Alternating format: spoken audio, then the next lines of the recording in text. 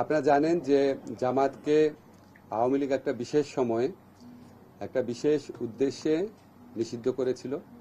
সেই নিষেধাজ্ঞা প্রত্যাহারের আবেদন করেছিল জামাত ইসলামী। তারপর আমাদের হোম মিনিস্ট্রি থেকে আবেদনের প্রেক্ষিতে সিদ্ধান্ত এসেছে যে নিষেধাজ্ঞা প্রত্যাহার করা হচ্ছে। আমাদের আইন মন্ত্রণালয়ের কাছে পাঠানো হয়েছে ভেটিংয়ের জন্য। ভেটিং মানে হচ্ছে টেকনিক্যালিটিস দেখা, নিষেধাজ্ঞা প্রত্যাহারের যে কাগজটা আছে সেখানে শব্দ চয়ন ঠিক আছে কিনা, ভাষা চয়ন ঠিক আছে কিনা, আইন অনুযায়ী কিনা। আমাদের আইন মন্ত্রণালয়ের এই ক্ষেত্রে কোনো নীতিগত সিদ্ধান্ত নেয়া বা না নেয়ার অবকাশ নাই। এখন আপনারা বলতে পারেন যে জামাতের নিষেধাজ্ঞা প্রত্যাহারের ব্যাপারে স্বরাষ্ট্র মন্ত্রণালয় যে সিদ্ধান্ত নিয়েছে ওটার প্রেক্ষাপটটা কি। আপনারা সবাই জানেন যে আমাদের সমাজে কিছু মহল থেকে বহু বছর যাবৎ জামাত ইসলামীকে নিষিদ্ধ করার দাবি উঠত, বহু বছর যাবৎ। আমি ঠিক বেঠিক ওখানে যাচ্ছি না, আওয়ামী লীগ কখনোই এটা করে নাই, কখনোই করে নাই। 15 বছর ক্ষমতা আছে, কখনোই করে নাই। তারপর তারা এমন একটা বিশেষ মুহূর্তে এটা করেছে, যেটা তখন ছাত্র জনতার বিপ্লব চলছিল, গণ অভ্যুত্থান চলছিল। তারা এই ছাত্র জনতার গণ অভ্যুত্থানকে সন্ত্রাসী কর্মকাণ্ড, জামাত, বিএনপি, জঙ্গিদের সন্ত্রাস এইভাবে আখ্যায়িত করে এই আন্দোলনকে নির্মমভাবে দমন করার চেষ্টায় রত ছিল। নির্মমভাবে দমন করার চেষ্টায় রত ছিল, এটা বহু প্রমাণ আপনারা বহুভাবে পেয়েছেন। এবং আমাদের স্বরাষ্ট্র মন্ত্রণালয়ের পক্ষ থেকে পরীক্ষা করে দেখা হয়েছে তারা যে সন্ত্রাসী হিসাবে জামাত, বিএনপি, জঙ্গিকে আখ্যায়িত করেছিল, ওই ন্যারেটিভের পার্ট হিসাবে তারা জামাতকে সন্ত্রাসী সংগঠন হিসাবে হঠাৎ করে ঘোষণা করে একটা প্রজ্ঞাপন জারি করে। তা আমরা তো আওয়ামী লীগ যে ছাত্র জনতার গণবিপ্লবকে সন্ত্রাসী কর্মকাণ্ড বলতে চেয়েছে, সেই ন্যারেটিভের পার্ট তো আমরা হতে পারি না। আমরা মনে করি আওয়ামী লীগ কোনো নীতিগত অবস্থান থেকে জামাতকে নিষিদ্ধ করে নাই। আওয়ামী লীগ রাজনৈতিক অপকৌশলের জন্য ছাত্র জনতার বিপ্লবকে নির্মমভাবে দমন করার জন্য এই ইস্যুটাকে এইভাবে ব্যবহার করেছিল। তা আমরা ছাত্র জনতার গণ অভ্যুত্থানে পরাজিত এবং প্রত্যাখ্যাত একটি দলের অন্যায় ন্যারেটিভের পার্ট হতে পারি না, এটাই হচ্ছে আমাদের বক্তব্য। এবং আমাদের স্বরাষ্ট্র মন্ত্রণালয় থেকে তারা পরীক্ষা নিরীক্ষা করে দেখেছে আওয়ামী লীগের পক্ষ থেকে ছাত্র জনতার গণবিপ্লবকে যেভাবে সন্ত্রাসী কর্মকাণ্ড আখ্যায়িত করা হয়েছিল, জঙ্গি কর্মকাণ্ড আখ্যায়িত করেছিল, এটার পার্ট হিসাবে জামাতকে নিষিদ্ধ করা হয়েছিল। এই ন্যারেটিভটা সত্যি না, সেটা ছাত্র জনতার বিপ্লব ছিল।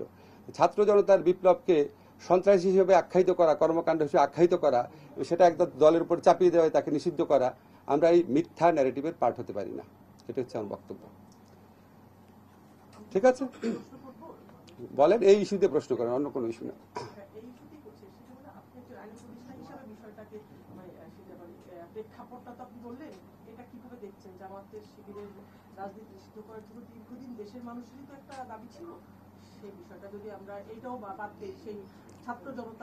দেশের কোন মানুষের দাবি ছিল? আপনি বলেন, আপনি তো প্রশ্ন করছেন কোন মানুষের দাবি ছিল। আমি তো বলেছি কিছু মানুষের। হ্যাঁ, কাদের দাবি ছিল? কাদের দাবি ছিল আপনি বলেন, আপনি তো সাংবাদিক, আপনি জানেন কাদের দাবি ছিল। না না না, ওই সময়টা বাদ দিয়ে জামাত ইসলামকে আগে নিষিদ্ধ করার দাবিটা কাদের ছিল? কোন দলের ছিল? তা আওয়ামী লীগের নিষিদ্ধ করার দাবি ছিল। আওয়ামী লীগ 15 বছর ক্ষমতায় ছিল, করে নাই কেন? তার মানে তো তাদের বদ মতলব ছিল। 15 বছর তারা ক্ষমতায় ছিল, তারা তাদেরই সহযোগী সংগঠন বিভিন্ন মহল থেকে তারা এই ধরনের দাবি তুলেছে। আবার আমরা অতীতে দেখেছি আওয়ামী লীগ জামাতকে সাথে নিয়ে 1986 ইলেকশনে গেছে, 1988 সংসদে একসাথে পদত্যাগ করেছে। একসাথে পদত্যাগ করার পর একসাথে মতিউর রহমান নিজামী, প্রয়াত মতিউর রহমান নিজামী সাহেবের সাথে আওয়ামী লীগের সভানেত্রী সাংবাদিক সম্মেলন করেছেন, বলেছেন উনি শুধু আওয়ামী লীগের লিডার না, উনি সকল বিরোধী দলের নেতা। পরবর্তীকালে জামাত যখন প্রেসিডেন্সিয়াল নির্বাচনে জয়লাভ করার জন্য আওয়ামী লীগের পদপ্রার্থী জামাতের আমির গোলাম আজমের কাছে দোয়া চাওয়ার জন্য গিয়েছেন। 1996 আন্দোলনে জামাতকে নিয়ে অংশ নিয়েছেন। আমরা সর্বশেষ নির্বাচনীয় পত্রপত্রিকায় রিপোর্ট পাচ্ছিলাম জামাতকে ইলেকশনে আনার একটা প্রক্রিয়া চলছে। তো তারপরে যখন আওয়ামী লীগের বিভিন্ন মহল থেকে এই ধরনের দাবি করা হতো এবং আওয়ামী লীগ যখন আবার এই দাবিটা পূরণ না করত, আমার পার্সোনাল ওপিনিয়ন হচ্ছে এটা আওয়ামী লীগ জামাতকে চাপে রেখে তাদের কথা মতো চলতে বাধ্য করার একটা প্রক্রিয়া হিসেবে নিয়েছিল। আওয়ামী লীগের রাষ্ট্রীয় ক্ষমতায় দোর্দণ্ড প্রতাপে ছিল, কখনোই নিষিদ্ধ করে নাই। যখন ছাত্র জনতার বিপ্লবে যখন আওয়ামী লীগের প্রায় পরাজিত এবং পরাভূত হওয়ার মতো অবস্থা হয়েছে, তখন আপনার এই পুরা বিপ্লবটাকে, পুরা অভ্যুত্থানটাকে সন্ত্রাসী কর্মকাণ্ড আখ্যায়িত করে অবাধে দমন নিপীড়ন চালানোর একটা পর্যায়ে জামাতকে নিষিদ্ধ করেছে। সেটা তো কোনো নীতিগত অবস্থান হতে পারে না। স্যার, আমি একটা প্রশ্ন করতে চাই। স্যার, যে অবস্থায় ছাত্র জনতার গণঅভ্যুত্থানে সরকার এক ধরনের পালিয়ে গেছে, পাবলিক পারসেপশন আছে, অনেকে মনে করে যে আওয়ামী লীগকে নিষিদ্ধ করা দরকার। তো এই ব্যাপারে আপনারা কি চিন্তা করেন? আপনি দেখেছেন আমাদের অ্যাটর্নি জেনারেল অফিস থেকে যখন আওয়ামী লীগকে নিষিদ্ধ করার একটা দাবি উঠেছে হাইকোর্টে, সেই অফিস থেকে এটার প্রতিবাদ করা হয়েছে, এটার বিপক্ষে দাঁড়িয়েছে। ব্যক্তিগতভাবে আমি মনে করি কোনো রাজনৈতিক দলকে নিষিদ্ধ করার পক্ষে আমি না, আনলেস আপনার যদি একদম সুশক্তভাবে জঙ্গি তৎপরতা, রাষ্ট্রবিরোধী তৎপরতা, কোট আন কোট যে বিভিন্ন পলিটিক্যাল পার্টি রেটরিক হিসাবে ইউজ করে, সেটা না। সত্যিকার অর্থে সেরকম থাকলে তাও প্রচণ্ড সততার সাথে তদন্ত করে দেখে হয়তো এটা করা যেতে পারে। জেনারেল রুল হিসাবে আমাদের সংবিধানে সংগঠন করার স্বাধীনতা আছে। আওয়ামী লীগ বাংলাদেশের স্বাধীনতা সংগ্রামে নেতৃত্ব প্রদানকারী দল, বিভিন্ন গণতান্ত্রিক সংগ্রামে এই দলটার অবদান ছিল। গত 15 বছর তারা যা করেছে সেটা তাদের ঐতিহ্যের সাথে যায় না, সেটা মুক্তিযুদ্ধের চেতনার সাথে যায় না। তারা বাংলাদেশের ইতিহাসে বর্বরতম এক ফ্যাসিবাদ কায়েম করেছিল। এই কর্মকাণ্ডের জন্য ব্যক্তিগত দায় থাকতে পারে, লিডারদের সামষ্টিক দায় থাকতে পারে, বা দল হিসাবে, ব্যক্তিগতভাবে আমি বলছি, দল হিসাবে আওয়ামী লীগ মানে নিষিদ্ধ করা দল হিসাবে মনে হয় না সমীচীন হবে। স্যার, আমি একটা প্রশ্ন করতে চাই। স্যার, আওয়ামী লীগ যখন ক্ষমতায় ছিল তখন তারা একটা দলকে সন্ত্রাসী সংগঠন বলতো। এখন আওয়ামী লীগ ক্ষমতায় নেই, এখন অনেকে আওয়ামী লীগকে সন্ত্রাসী সংগঠন বলে বিভিন্ন রকম সাম্প্রতিক হত্যাযজ্ঞের কারণে। আসলে সন্ত্রাসী সংগঠন, কি ধরনের সংগঠনকে সন্ত্রাসী সংগঠন বলা উচিত? কি ধরনের, এটা তো আপনি মানে খুবই জটিল টেকনিক্যাল কোয়েশ্চেন করেছেন। এটা একটা বিশেষজ্ঞ পর্যায়ে মতামত ছাড়া বলা সম্ভব না।